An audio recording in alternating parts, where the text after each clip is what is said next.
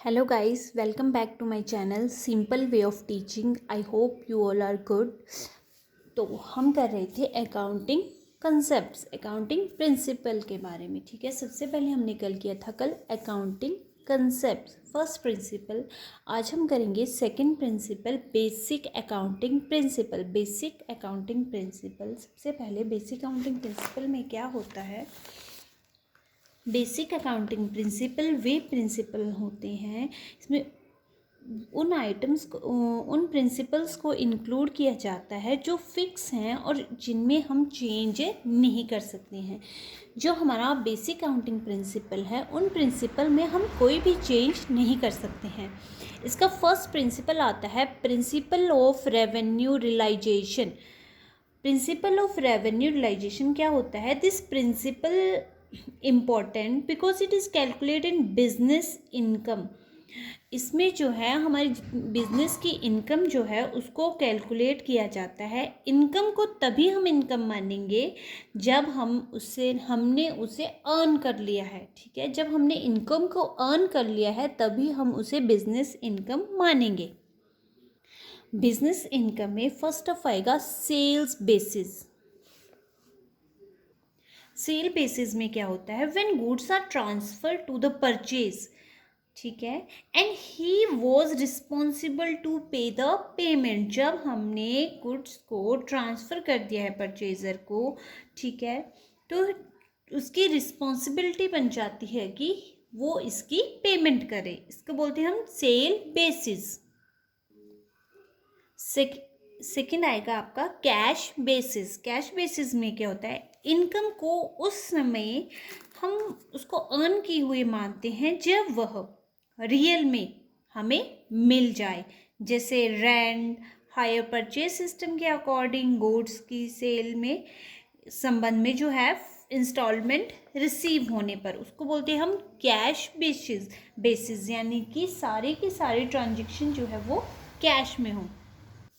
Next आ जाएगा आपका production basis. Production basis में क्या, जितनी प्रोडक्शन होती है उतनी ही इनकम मान लेते हैं। अकाउंटिंग में उन्हीं फैक्ट्स को रिकॉर्ड किया जाता है जो रियल में हो चुकी होती हैं घटनाएं। ठीक है, अनुमानित ट्रांजेक्शन को रिकॉर्ड नहीं किया जाता कि हमने अनुमान लगा लिया कि हमें इतना प्रॉफिट होगा, तो वैसी कोई भी ट्रांजेक्शन जो है उसको हम रिकॉर्ड नहीं करते हैं। सेकेंड पॉइंट आया आपका। नेक्स्ट प्रिंसिपल आता है आपका प्रिंसिपल ऑफ एक्सपेंसिव। इसमें क्या होता है? रिसिप्ट ऑफ इनकम के लिए प्रयोग की गई गुड्स एंड सर्विसेज के लिए जो कॉस्ट आती है उसे हम एक्सपेंसिव कहते हैं। इसमें सेम आइटम को इंक्लूड करते हैं, जैसे हमारी कॉस्ट ऑफ गुड्स सोल्ड, हमारी commission, salary, any sale, any distribution expensive, ठीक है, एंड डेप्रीशिएशन। अब डेप्रीशिएशन क्या होती है? ये फिक्स एसेट, जब हमारी कोई फिक्स्ड एसेट होती है हम उसका यूज़ करते हैं तो उसकी लाइफ जो है डे बाय डे डिक्रीज होती है। आउटस्टैंडिंग एक्सपेंसेस जो है हमारे, उनको भी हम इंक्लूड करते हैं प्रिंसिपल ऑफ एक्सपेंसिव में।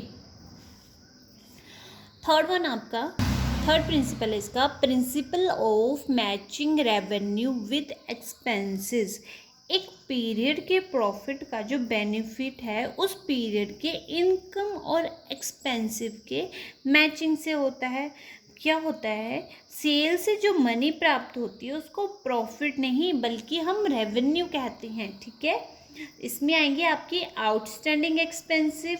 इसमें हम हमारी जो भी आउटस्टैंडिंग एक्सपेंसेस हैं उनको शामिल करते हैं, चाहे हमने उनकी पेमेंट कर दी है या नहीं करी हुई है। फिर आएंगे आपके प्रीपेड एक्सपेंसेस। अब रेवेन्यू एक्सपेंसेस को प्रीपेड एक्सपेंसेस को जो है हम इसमें शामिल नहीं करते हैं। इनकम रिसीव्ड इन एडवांस को भी इसमें ऐड नहीं किया जाता है। लॉसेस को भी एक्सपेंसिव में इंक्लूड नहीं करते हैं। जितने भी हमारे प्रीपेड एक्सपेंसेस हों या फिर इनकम जो हमने एडवांस में रिसीव कर ली है या फिर जो भी हमारे लॉसेस हैं उनको हम जो है इसमें शामिल नहीं करते हैं। हमारा फोर्थ प्रिंसिपल है प्रिंसिपल ऑफ डिस्क्लोजर्स। बुक जो को of account and finance statement को निष्पक्ष रूप से व ईमानदारी से सभी इंफॉर्मेशन को इंक्लूड करके हम जो है प्रिपेयर करना चाहिए अपने अकाउंट्स को, ठीक है। बिजनेस यूज़र के लिए कौन होते हैं? हमारे जो ऑनर ऑफ बिजनेस होते हैं, बैंकर होते हैं, इन्वेस्टर होते हैं, क्रेडिटर होते हैं, एम्प्लॉय होते हैं। इनकम व एक्सपेंसेस को जो है वो डिफरेंट अकाउंट में लिखना चाहिए कि ये हमारे इनकम है और ये हमारे एक्सपेंसिव हैं। उसके बाद हमारा फिफ्थ प्रिंसिपल आता है principle of dual expect. Business के प्रत्येक लेन देन जो है उनको कम से कम टू अकाउंट पर इफ़ेक्ट पड़ता है। यदि हमने किसी ट्रांजैक्शन के लिए एक अकाउंट को डेबिट किया है तो उतनी ही अमाउंट से दूसरे खाते को हम लोग क्या करेंगे? क्रेडिट करेंगे। इससे क्या होता है, जो बैलेंस शीट कंसेप्ट भी कहते हैं, इसको हम प्रिंसिपल ऑफ ड्यूल एक्सपेक्ट को हम बैलेंस शीट कंसेप्ट भी कहते हैं। इस प्रिंसिपल के कारण बैलेंस शीट के दोनों साइड इक्वल रहते हैं। अकाउंटिंग इक्वेशन भी इसी प्रिंसिपल पर बेस्ड होती है। अब अकाउंटिंग इक्वेशन क्या है?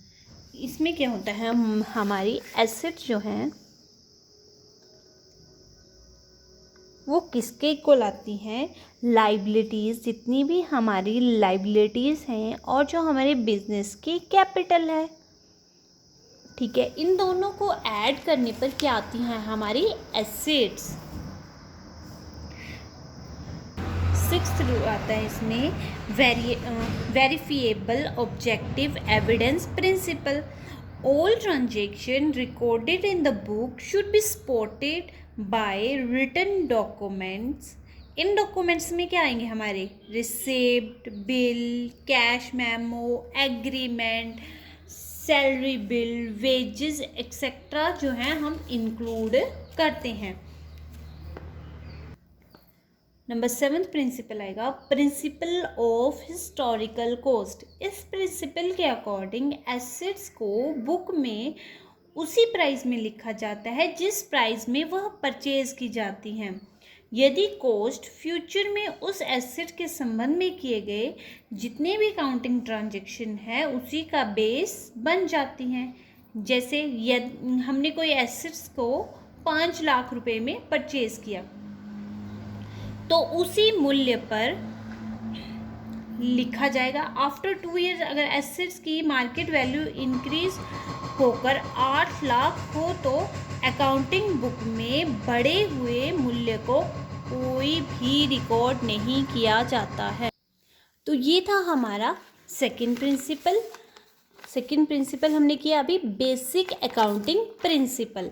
अब हम करेंगे नंबर थर्ड प्रिंसिपल जो है हमारा वो है modifying principal. Modifying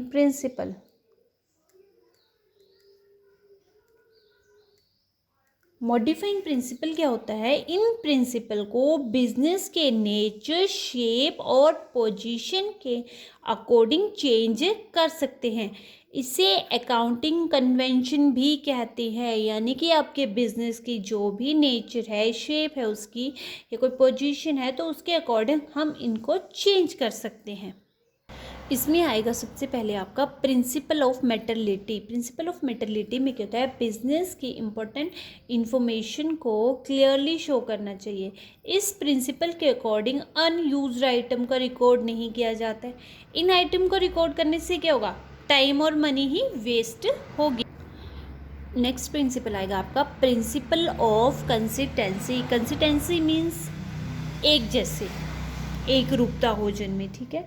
business transaction को लिखने के लिए एवरी ईयर एक जैसे अकाउंटिंग मेथड का जो है यूज़ करना चाहिए ताकि डिफरेंट ईयर्स के डिफरेंट आपके ईयर्स होंगे, उनके प्रॉफिट एंड लॉस अकाउंट और जो उनकी बैलेंस शीट होती है उसको हम आपस में कंपेयर कर सकें। जैसे आपका डेप्रिसिएशन होता है, closing stock, provision, doubtful debts, इनके क्या है, डिफरेंट डिफरेंट मेथड हैं, बहुत सारे मेथड हैं इनके। तो हमें क्या है, एक जैसे ही मेथड का यूज़ करना चाहिए। मान लो अगर 2001 में हमने जिस मेथड का यूज़ किया है, 2002 में भी हमें उसी मेथड का यूज़ करना चाहिए, ताकि हम उनको आपस में कंपेयर कर सकें, अपने प्रॉफिट एंड लॉस को, अपनी बैलेंस शीट को, ठीक है। थर्ड, नेक्स्ट आता है आपका प्रिंसिपल ऑफ प्रिंसिपल ऑफ कन्वर्टिज्म। इसमें क्या होता है, फ्यूचर में होने वाली, मतलब कि मान लो हमें फ्यूचर में कोई हानि होगी तो उसके लिए हमें पहले से ही व्यवस्था कर लेनी चाहिए, ताकि भी हम उस हानि को कैसे उस हानि को हम कैसे कंप्लीट कर सके।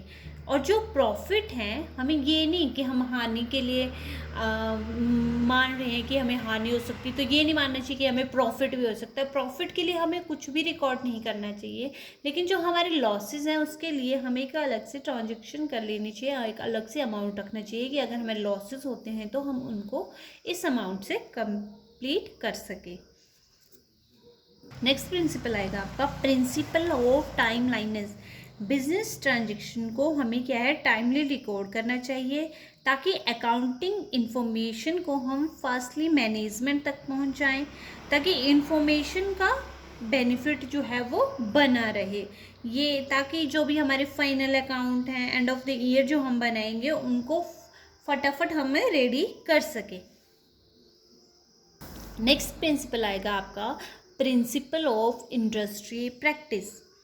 इसमें क्या होता है, every industry follow some method from long period ago. मतलब क्या है, कुछ इंडस्ट्री जो होती हैं पहले से ही एक मेथड होता है उसको फॉलो करती हैं, ताकि इससे इसको हम उस इंडस्ट्री की परंपरा कह सकते हैं, या प्रथा, कुछ भी कह सकते हैं, वटेवर।